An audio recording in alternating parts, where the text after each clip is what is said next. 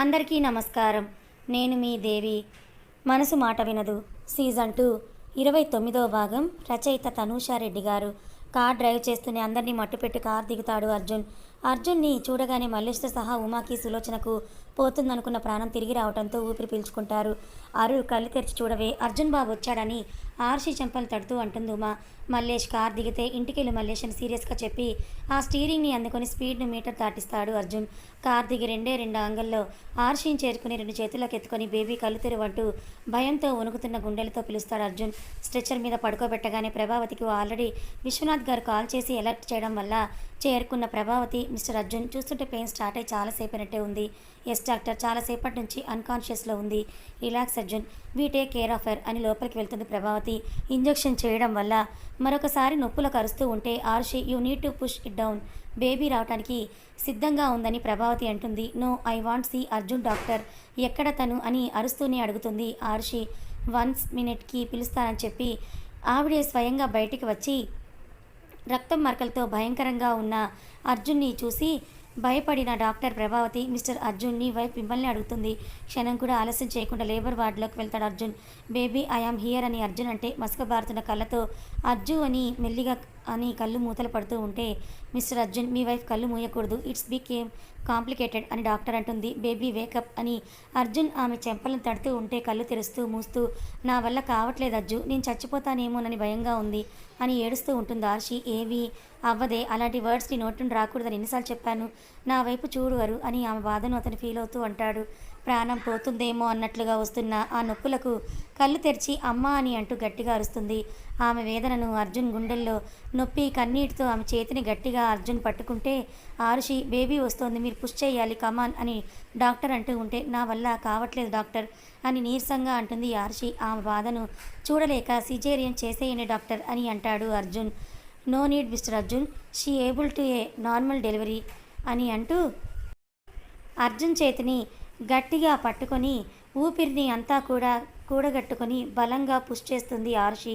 Pink కలర్లో బొద్దుగా ఉన్న ఆడపిల్ల ముందు పుడితే అర్జున్ కళ్ళు చెమ్మగిల్లాయి. నర్స్ పాపని జాగ్రత్తగా అర్జున్ చేతిలో ఉంచితే క్యార్మని ఏడుస్తున్న పాపని ముద్దాడుతూ ఆర్షి వైపు చూస్తే స్పృహ కోల్పోయి ఉంటుంది. డాక్టర్ అని అర్జున్ కంగారుగా అంటే, డోంట్ వరీ అర్జున్, సెకండ్ బేబీకు పెయిన్స్ వచ్చినప్పుడు తను మళ్ళీ స్పృహలోకి వస్తుంది, పాపని ఇవ్వండి, నర్సు డ్రెస్సింగ్ చేసిస్తుంది అని అంటూ పాపను చూసి ఇవ్వలేకిస్తాడు అర్జున్.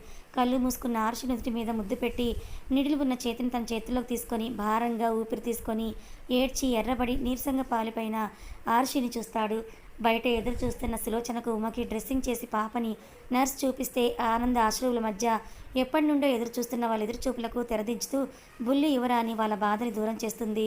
పాప పుట్టిన 20 నిమిషాల తేడాతో మరొకసారి నొప్పులు మొదలైతే బొద్దుగా ఉన్న బాబుకు జన్మనిచ్చి మత్తులోకి వెళ్ళిపోతుంది ఆరుషి. అచ్చుకొట్టినట్లుగా అర్జున్ పోలికలతో పొడవుగా ఉండి క్యార్ క్యార్ మని ఏడుస్తూ ఉంటే మత్తులో ఉన్న ఆరుషి కళ్ళల్లో నీళ్లు జారి ఆమె కనతల నుండి కన్నీరు జుట్టులోకి కారిపోతుంది. కొడుకుని వణికే చేతులతో ఎత్తుకున్న అర్జున్ కళ్ళు కూడా చెమ్మగల్లాయి.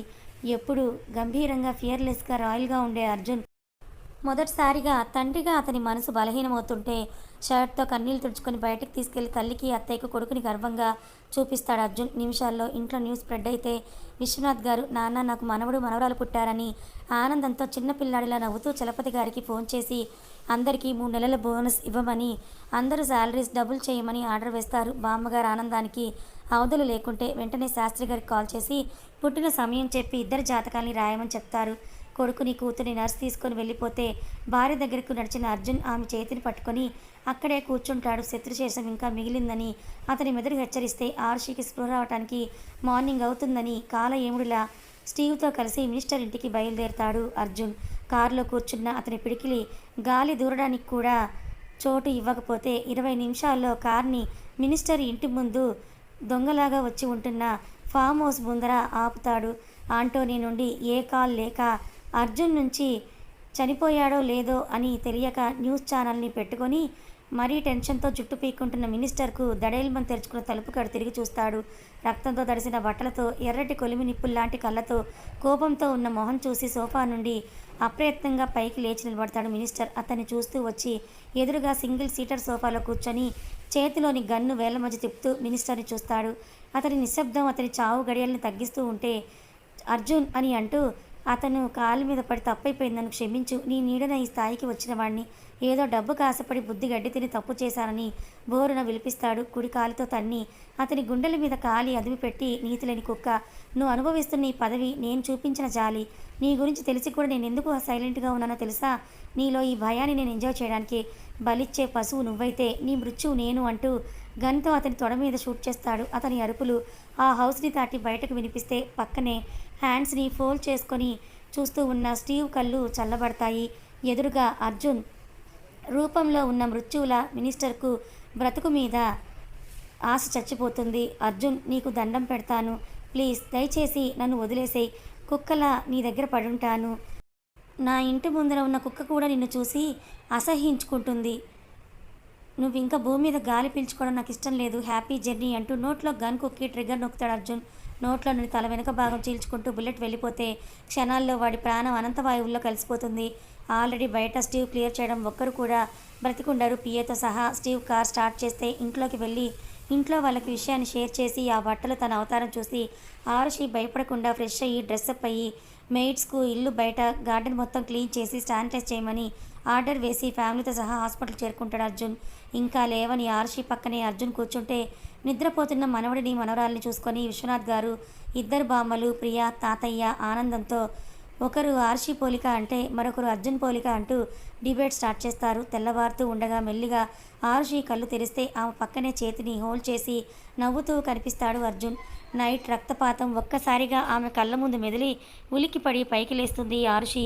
బేబీ, అలా నువ్వు లేవకూడదని అర్జున్ ఆమెను పట్టుకుంటే, అజ్జు నీకేమీ అవ్వలేదు కదా అని అంటూ అతని చేతుల్ని చూస్తూ అర్జున్ని పరీక్షగా చూస్తుంది. రిలాక్స్ బేబీ, నాకేమీ అవ్వలేదు అని తను నవ్వుతుంటే ఆరుషి కంటికి రాత్రి దయ లేకుండా గన్స్తో భయంకరమైన రూపంతో కాలుస్తున్న అర్జున్ తన ముందు సౌమ్యంగా తనతో ఉంటున్న అర్జున్ ఒకటేనా అన్న అనుమానం పుడుతుంది. పుట్టిన బిడ్డలను కూడా మర్చి భయంతో ఒళ్ళంతా ఆమెకు చెమటలు పడితే ఆర్షి మనస్తత్వం బాగా తెలిసిన అర్జున్ ఆమె చెంప మీద చెయ్యేసి, మన బేబీస్ను చూడాలని నీకు లేదా అని అడుగుతాడు. అర్జున్ అని ఆరుషి అంటే ఆమె తల మీద ముద్దు పెట్టుకొని పిల్లలున్న స్పెషల్ రూమ్కి వెళ్ళి టవల్ చుట్టుకొని వెచ్చగా పడుకున్న ఇద్దరిని రెండు చేతులతో ఎత్తుకొని తిరిగి ఆరుషి ఉన్న రూమ్కి వచ్చేలోపు సులోచన ఆరుషి చెవులకు కాటన్ పెడితే ఉమా నుదుటిన కాటుక పెడుతుంది. పిల్లల్ని దూరం నుండే చూసి కన్నీళ్లతో అర్జున్ వైపు చూస్తే ఇద్దరిని ఆరుషి ఒళ్ళో జాగ్రత్తగా పడుకోబెట్టి బెడ్ ఆమెకు అనుకూలంగా ఉండేలా అడ్జస్ట్ చేస్తాడు అర్జున్. ఇద్దరిని మసకబారిన కళ్ళను తుడుచుకొని మరీ కళ్ళ నిండుగా చూసుకొని హత్తుకొని ముద్దుల వర్షం కురిపిస్తూ ఉంటుంది ఆరుషి. తల్లి స్పర్శకు ఆకలి గుర్తుకు రాక గుక్కపట్టి ఏడుస్తారు ఇద్దరూ ఒకేసారి. ఒక్కసారిగా రూమ్ మొత్తం కూడా ఇద్దరి రాగంతో దద్దరిల్లిపోతే సులోచన పాలు ఇవ్వడానికి ఆరుషి వేసుకున్న మ్యాక్సీ బట్టలు తప్పించి పిల్లాడిని పడుకోబెడుతుంది. తల్లి మాతృత్వాన్ని స్వయాన అనుభూతి చెందుతున్న ఆరుషి కళ్ళు చెమ్మగిలితే ఆ దృశ్యం అర్జున్ గుండెల్లో పదిలంగా దాచుకుంటాడు. పాలు తాగుతున్న ఇద్దరు నిద్రలోకి జారుకుంటే, మామ్ నేను వెళ్ళి డాక్టర్తో మాట్లాడేసి వస్తానని అర్జున్ వెళ్ళిపోతాడు. సులోచన ఆరుషి నుదుటిని ముద్దిచ్చి, మా ఇంటి బంగారమే నువ్వు అని అంటూ ఆనంద బాష్పాలతో అంటుంది. ఒక్కొక్కరుగా అందరూ వచ్చి ఆరుషిని ముద్దులతో ముంచెత్తి తల్లి పక్కన నిద్రపోతున్న ఇద్దరిని చూసి మనసుని ఆనందంతో నింపేసుకుంటారు. నార్మల్ డెలివరీ అవ్వడం వల్ల ఆరుషి హెల్తీగానే ఉండడంతో పిల్లల్ని తీసుకొని డాక్టర్ దగ్గర అన్ని జాగ్రత్తలు తెచ్చుకొని ఇంటికి చేరుకుంటారు అందరూ. ముందుగానే వెళ్ళిన నిర్మలాదేవి బామ్మ సులోచన హారతి పళ్ళంతో గుమ్మం దగ్గరే ఆగిపేస్తారు. ఇక్కడితో అన్ని గండాలు చెడు పోవాలని సులోచన అంటూ హారతి పళ్ళం తిప్పుతూ ఉంటే, జరిగిన రక్తపాతానికి నీ కొడుకును మనుషుల్ని చంపి అలసిపోయాడు, అతనికే దిష్టి అని ఆరుషి కొడుకుని ఎత్తుకొని ఇంట్లోకి కుడికాలు పెట్టి లోపలికి నడుస్తుంది. అర్జున్ ఆరుషి కోపాన్ని కూడా ఎంజాయ్ చేస్తూ నవ్వుతూ చూస్తూ ఉంటే కోపంగా చూసి అతన్ని దాటుకొని ముందుకు వెళ్తుంది ఆరుషి. నైట్ డోర్స్ లాక్ చేసి ఉండడం వల్ల అర్జున్ చంపింది ఇద్దరినో ముగ్గురినో ఇంట్లో వాళ్ళ దృష్టిలో అంతే. అది కూడా సులోచన ఉమా చూడటమే, మిగతా వాళ్ళు అది కూడా చూడలేదు. తిరిగి అర్జున్ వచ్చేసరికి నిమిషాల్లో మొత్తం క్లియర్ చేసేశాడు స్టీవ్. మొత్తం తెలిసిన విశ్వనాథ్ గారు అర్జున్ని చూసి, నువ్వు రెస్ట్ తీసుకో తల్లి అంటూ సులోచన అమ్మాయిని పైకి తీసుకెళ్ళు అని అంటారు. రూమ్ మొత్తం రాత్రి పిల్లలకు క్రెడిట్లతో సహా అధునాతనంగా తయారైతే రూమ్ని చూసి ఆశ్చర్యపోతూ ఇదెప్పుడు అని ఆరుషి అంటుంటే వెనకే వచ్చిన అర్జున్, ఇంక నుండి ఈ రూమ్ మన బేబీస్కు కూడా, అందుకే కేర్ తీసుకున్నానని అర్జున్ అంటాడు. రాత్రి జరిగిన సంఘటనకు ఇద్దరికీ కాస్త ఏకాంతం కావాలని సులోచన క్రెడిల్ రెడీ చేసి రెస్ట్ తీసుకోవారు, లంచ్ పైకే తెస్తాను, కొన్ని రోజులు కిందకి రాకని గట్టిగా చెప్పి వెళ్ళిపోతుంది సులోచన. డోర్ క్లోజ్ చేసి కెడిల్లో తమ్ముడు పక్కనే అక్కను పడుకోబెట్టి, ఇప్పుడు చెప్పవే ఏంటి నీ ప్రాబ్లం అని అడుగుతాడు అర్జున్. బేబీ మాట్లాడు అంటూ వెనక నుండి ఆమెని సున్నితంగా హత్తుకుంటే అర్జున్ చేతులని విదిలించి, నువ్వే నా ప్రాబ్లం అజ్జు. నైట్ ఎంత భయమేసిందో తెలుసా? డెలివరీ టైంలో నాతోనే ఉంటానని నువ్వు నాకు మాటిచ్చి ఒక్కదాన్నే పంపించేశావు. నీకేమన్నా అయ్యుంటే, నీకేమైనా జరుగుతుందేమోనని భయంతో నేను ఎంతలా కుమిలిపోయానో తెలుసా? నిన్ను చూస్తుంటే నిజంగా నాకు భయమేస్తుంది అజ్జు. మన బేబీస్కి ఏమైనా అయ్యుంటే. ఆరుషిను అతని ముందుకు తిప్పుకొని, నా మీద నీకు నమ్మకం లేదా? నీ కంటికి మరీ అంత చేతకాని వాడిలా కనిపిస్తున్నానా ఆరుషి? కోపంగా అడుగుతాడు అర్జున్. నా ఉద్దేశం అది కాదు అజ్జు. షటప్ ఆరుషి. కోపం వచ్చినప్పుడు మాత్రమే పూర్తి పేరుతో పిలుస్తాడు అర్జున్. నా జోలికి వచ్చిన జాలిపడి క్షమించి వదిలేస్తానేమో, కానీ నా వైఫ్ నా బేబీస్ జోలికి వస్తే నేను మనిషిని అన్న విషయం కూడా మర్చిపోతానరు. ఈ విషయం నీకు ఇంతకు ముందే చెప్పాను కూడా. నేను ఇంతే. బిజినెస్ మ్యాన్ అంటే సాఫ్ట్గా ఉంటానని అస్సలు అనుకోకు. నేను బయట ఎలా ఉన్నా నీ దగ్గర నేను తగ్గే ఉంటాను. అందుకే నేను చూస్తుంటే నాకు భయంగా ఉంది. నైట్ జరిగిన గొడవలో నాకేమైనా అయ్యుండి నేను షటప్ అరు. ఇదే లాస్ట్ టైం. ఇంకోసారి ఇలాంటి వర్డ్స్ కనుక నీ నోటి మీదకి రాకూడదు. నీకు కష్టంగా ఉన్నా సరే నేను ఇదే ఒకరి మన మీద అటాక్ చేయడానికి కంటే ముందే ఆ ఆలోచనని చంపేయాలి. మనం ఏంటో చూపించాను కూడా. ఇంకా మన మధ్య ఈ టాపిక్ వద్దు. రెస్ట్ తీసుకో. చాలా వీక్గా ఉన్నావని అర్జున్ అంటాడు.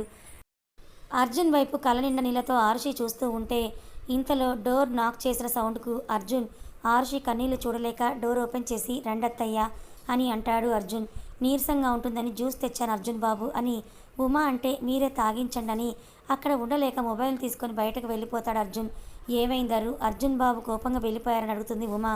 ఏమీ లేదమ్మా అని ఆరుషి అంటే, సరే ఇలారా అంటూ బెడ్ మీద కూర్చోపెట్టి, నువ్వు ఇప్పుడు పచ్చి బాలింతవి, ఏ ఆలోచన లేకుండా బాగా తిని రెస్ట్ తీసుకుంటే త్వరగా కోలుకుంటావని నడుముకి సపోర్ట్గా బెల్ట్ వేస్తుంది ఉమా. నిట్టూరుస్తూ, నైట్ జరిగింది మర్చిపోయి ఎలా ఉన్నావమ్మా అని ఆరుషి అంటే, అని నవ్వి, ఒక తల్లిగా నీ బాధ నేను అర్థం చేసుకోగలను నా బంగారం. కానీ ఒక్కసారి ఆలోచించు. రాత్రి అర్జున్ బాబు రుద్రుడిలా మారకపోయి ఉంటే నువ్వు, నేను, మన కుటుంబం ఎవరూ కూడా ప్రాణాలతోటి ఉండేవాళ్ళమే కాదు. అల్లుడని సమర్థిస్తున్నావా అమ్మా? కాదు వారు. అర్జున్ని నేను ఎప్పుడూ అల్లుడిలా చూడలేదు. తను కూడా నన్ను ఎప్పుడు అమ్మలాగా చూశాడు, అత్తయ్యలా చూడలేదు. నా కొడుకు చేసింది కరెక్టే అని అంటున్నా.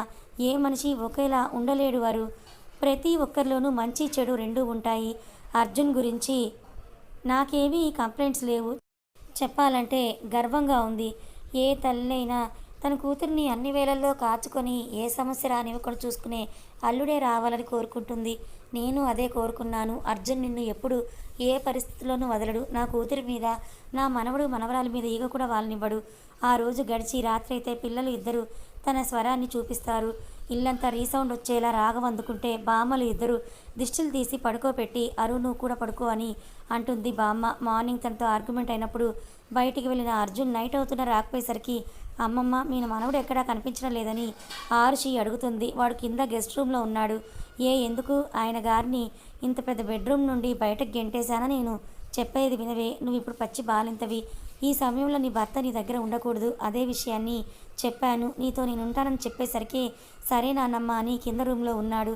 ఇంకొన్ని నెలలు ఇలాగే ఉండాలి మీరిద్దరూ, అర్థమైందా అని అంటుంది బామ్మ. అని తలాడించి అర్జున్ని మిస్ అవుతూ బెడ్ మీద పడుకుంటుంది. నువ్వు పడుకోవే. నువ్వెంత విశ్రాంతి తీసుకుంటే అంత తొందరగా కోలుకుంటావు. సరేనా?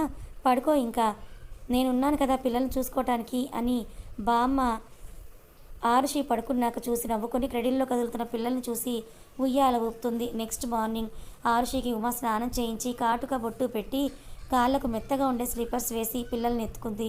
సులోచన వేడిగా ఇడ్లీ సాంబార్ తీసుకొని వచ్చి, తనే తినవే, బాగా తింటే పాలు బాగా పడతాయని తనే స్పూన్తో కొసరి తినిపిస్తూ ఉంటే, అర్జున్ తిన్నాడా అత్తయ్య అని అడుగుతుంది ఆరుషి. ఇంకా లేదు తల్లి, వాడికి ఇంకా టైం అవ్వలేదు కదా, నేను వడ్డిస్తానులే కానీ నువ్వు తిను అని ఆమెకు తినిపించి అత్తయ్య అని పిలుస్తుంది సులోచన. పిల్లల్నిద్దరికీ నలుగు పెట్టి స్నానం చేయించి సాంబ్రాణి ధూపం వేసి పిల్లల్ని జాగ్రత్తగా ఎత్తుకొని కిందకు వస్తుంది సులోచన. హాల్లోనే ఉన్న అందరూ చిట్టి ప్రిన్సెస్ను అపురూపంగా చూస్తూ ఉంటే అప్పుడే ఫ్రెష్ అయ్యి ఆర్షి గదికి వెళ్ళాలని అనుకున్న అర్జున్కు పిల్లల్ని తల్లి ఎత్తుకొని వస్తుండడంతో నవ్వుతూ, ఇటివ్వు మామ్ అని కూతుర్ని ఎత్తుకొని అరు అని అడుగుతాడు అర్జున్. బ్రేక్ఫాస్ట్ చేసింది, పడుకోమని చెప్పి పిల్లల్ని కిందకి తీసుకొచ్చాను. దొబ్బ పనులా ఉన్న ఇద్దరిని చూస్తూ, అది తిన్న తిండి ఇద్దరికీ బాగా వంట పట్టిందిరా విశ్వ అని బామ్మ అంటే విశ్వనాథ్ గారు నవ్వుతారు. భార్య తినిందని చెప్పిన మార్నింగ్ మైండ్ డిస్టర్బ్ చేసుకున్న ఆర్షి కోసం మనసు ఆగక కూతుర్ని ఎత్తుకొని స్టెప్స్ ఎక్కుతాడు అర్జున్.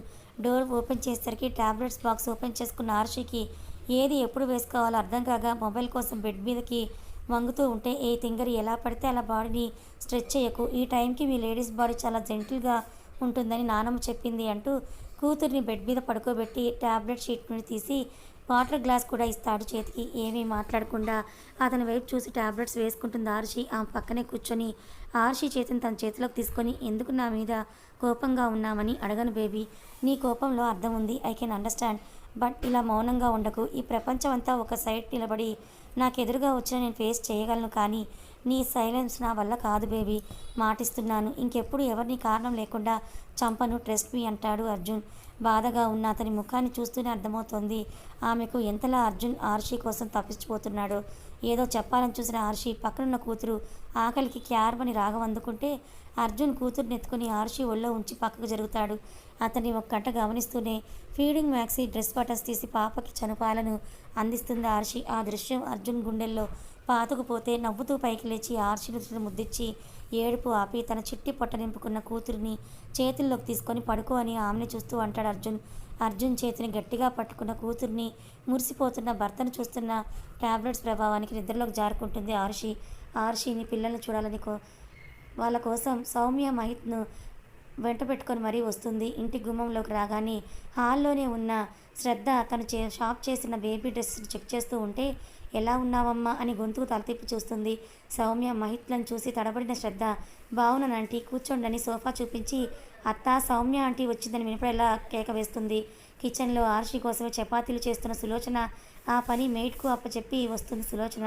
సౌమ్య ఇదేనా రావటం అని సులోచన అంటే, అవును ఎక్కడ ఆరు పిల్లలు, నేను చూడాలని అంటుంది సౌమ్య. పైన గదిలో నిద్రపోతున్నారు రా అని అంటూ ముభావంగా ఉన్న మహిత్ను చూసి, మహి ఏంటి ఈ మధ్య నువ్వు చాలా మారిపోయావు, అసలే అప్పట్లా లేవని అడుగుతుంది సులోచన. అదేమీ లేదాంటీ, పైకి వెళ్ళిన అతను వెళ్ళొచ్చో లేదో అని తలుపు దగ్గర ఆగిపోతే సౌమ్య బొద్దుగా పడుకుని ఇద్దరిని చూసి ఆనందం తట్టుకోలేక, ఎంత బాగున్నారో నా బంగారాలు అని అంటూ మెటికలు విరుస్తూ, నేను వెళ్ళాక దిష్టి తీ సులోచన అని అంటుంది సౌమ్య. సిట్టింగ్ లాంజ్లో ఉండి వర్క్ చేసుకుంటున్న అర్జున్ పిల్లలు లేచారేమోనని ల్యాప్టాప్ క్లోజ్ చేసి డోర్ని క్లోజ్ చేసుకొని బెడ్రూమ్కి వస్తాడు. హవర్ యూ కన్నా అని సౌమ్య అంటే ఫైన్ ఆంటీ అంటూ చూపుల్ని మహిత్ మీద ఉంచుతాడు అర్జున్. మహిత్ మాత్రం అర్జున్ని చూసి, పిల్లల్ని చూసి సంతోషపడుతున్న తల్లిని చూసి అతని మనసు కూడా పెళ్ళి పిల్లల మీద మలుతుంది. పిల్లలతో కాసేపు టైం స్పెండ్ చేసి నేను ఇంకా వెళ్తాను సులోచన అని సౌమ్య వెళ్తూ అరువు చెంప నిమిరి వెళ్ళిపోతుంది. అర్జున్ నీతో మాట్లాడాలని మహిత్తో అంటే అతనితో పాటు బయట గార్డెన్లోకి నడుస్తాడు. ఎవరూ లేని చూసి, అసలు ఏమనుకుంటున్నావురా నువ్వు, అజయ్ గురించి నీకెందుకు, వాడు నీలా ప్లే బాయ్ కాదు, వాడు సిన్సియర్గా శ్రద్ధను కావాలని అనుకుంటున్నాడు అంటే నేనేం దానికి కానా బ్రో, షీ లవ్స్ మీ, దానికల్లే నాకు చెప్తున్నాయి, షటప్, ఆ లవ్ను నువ్వు పోగొట్టుకున్నావు, you don't deserve her, I know, కానీ నాకు శ్రద్ధ కావాలి బ్రో, తను కూడా నన్ను లవ్ చేస్తున్నానని తన్నోడితోనే చెప్పిస్తాను. మౌది కౌశిక్ దగ్గరే పార్దు ఉంటాడు. కారణం పార్దు కోసం వెగుతున్న షిండే మనుషులు ఒకటైతే ఇంకోటి ఆంటోనీ, వాడికి తెలియకూడదని రిస్క్ తీసుకోలేక పార్దు కౌశిక్తో పంపేశాడు. ఆరుషి డెలివరీ అయ్యిందని తెలిసి రాత్రి నుండి నిద్రపోకుండా ఎప్పుడెప్పుడు చూడాలా అని వెయిట్ చేస్తూ ఉన్నాడు పార్దు. కమ్ పార్దు అని మధు అంటే, ఎందుకు మీరు ఇంత లేట్ చేస్తున్నారు, అక్కడ నా చెల్లి ఎలా ఉందో నేను చూడాలి రండి ఆంటీ అని అంటూ మధు పట్టుకొని లాక్కొని వెళ్తాడు పార్థవ్. 2 గంటల ప్రయాణం తర్వాత కౌశిక్, మధు, పార్దు మిగతా ఫ్యామిలీ అందరూ కూడా హైదరాబాద్ చేరుకుంటే ఇంకో గంటలో మ్యాన్షన్ చేరుకుంటారు. పిల్లల్ని చూసి ఆనందపడిపోతూ రోజంతా కుటుంబం అంతా హ్యాపీగా గడుపుతారు. పార్దు అయితే చిట్టిదాని చేయి పట్టుకోవడం చూసి, మమ్మీ సీదీస్ నా చేయి పట్టుకుంది చెల్లి అని కళ్ళు పెద్దవి చేసి చెప్తాడు. ఆర్షి పార్దు తల నిమురుతూ, నేను మిస్ అయ్యాను పార్దు బంగారం, నేను కూడా మమ్మీ, ఇంకెక్కడికి నేను వెళ్ళను మమ్మీ, నీతోనే ఉంటాను, చెల్లి నేను బాగా చూసుకుంటాను కదా, నువ్వు రెస్ట్ తీసుకో మమ్మీ అని ఉయ్యాలో నిద్రపోతున్న చెల్లిని ఊపుతాడు పార్దు. ఆరుషి డెలివరీ అయ్యి 1 మంత్ గడుస్తుంది. అర్జున్ పిల్లల్ని విడిచి ఆఫీస్కి వెళ్ళలేక వెళ్తూ హాఫ్ డే తీసుకుని ఇంటికి వచ్చేస్తూ ఉంటాడు. కానీ ఇద్దరి మధ్య అదే మౌనం. ఒకరికొకరు ఎదురుపడుతున్న ఇద్దరికి మాటలు కరువవుతాయి. ఇంట్లో వాళ్ళకు ఇద్దరి మధ్య దూరం తెలుస్తున్న భార్యాభర్తల మధ్యలో ఇన్వాల్వ్ అవ్వడం ఇష్టం లేక సైలెంట్ అవుతారు. పడుకున్న కొడుకుని చూసి ఏడుస్తున్న కూతుర్ని తీసుకొని భుజం మీద వేసుకొని అర్జున్ నిద్రపోతున్న ఆరుషికి డిస్టర్బ్ అవ్వకుండా బాల్కనీలో వెళ్తాడు. తండ్రిని చూడగానే తన బోసిడి నోటిని చూపిస్తూ నోట్ల నుండి కారుతున్న లాలాజలంతో తండ్రికి అభిషేకం చేస్తుంది. నవ్వి టిష్యూ తీసుకొని జెంటిల్గా తుడిచి, నా ప్రిన్సెస్ చాలా అల్లరవుతోంది అచ్చం మమ్మీలాగా అని అర్జున్ అంటే బుజ్జిది కళ్ళు పెద్దవి చేసి తండ్రి మెడలో మెరుస్తున్న బంగారు చైన్ని బయటకు లాగుతుంది. నచ్చిందా నీకు అని అర్జున్ అంటుంటే దాని నోట్లో పెట్టుకోవాలని బుజ్జిది చూస్తే నో బ్యాడ్ హ్యాబిట్స్, అలా చేయకూడదని రింగులు తిరిగి ఒత్తుగా ఉన్న జుట్టుని ముందుకు పడుతూ ఉంటే చేత్తో వెనక్కి అని భుజాన వేసుకొని జోకొడుతూ ఉంటే అర్ధగంటకు నిద్రలోకి జారుకుంటుంది కూతుర్ని ఆరుషి పక్కనే పడుకోబెట్టి గాఢంగా నిద్రపోతున్న భార్యని చూసి నిట్టూరుస్తూ ఎదురుగా కూర్చుంటాడు అర్జున్. కథ కొనసాగుతుంది. మొత్తానికి అర్జున్ ఆరుషిల జీవితంలో వాళ్ళ ఇద్దరు ట్విన్స్ బేబీస్తో పార్థుతో హ్యాపీగా ఉన్నారు. మరి శ్రద్ధ మహిత్ల సంగతి ఏంటి? శ్రద్ధ మహిత్ని కాదని అజయ్ని నిజంగా పెళ్లి చేసుకుంటుందా? మరి శ్రద్ధ అలా వేరొకరు సొంతమవుతుంటే మహిత్ చూస్తూ ఊరుకుంటాడా? మరి అర్జున్కున్న శత్రుశేషం తొలగిపోయినట్టేనా, లేక ఇంకా ఎవరైనా బాకీ ఉన్నారా? తెలుసుకోవాలనుకుంటే ఛానల్ని ఫాలో అవ్వండి. కథ నచ్చితే లైక్ చేయండి, మరి కొంతమందికి షేర్ చేయండి. ఇలాంటి మరిన్ని మంచి కథల కోసం మన ఛానల్ సబ్స్క్రైబ్ చేసుకోండి. థ్యాంక్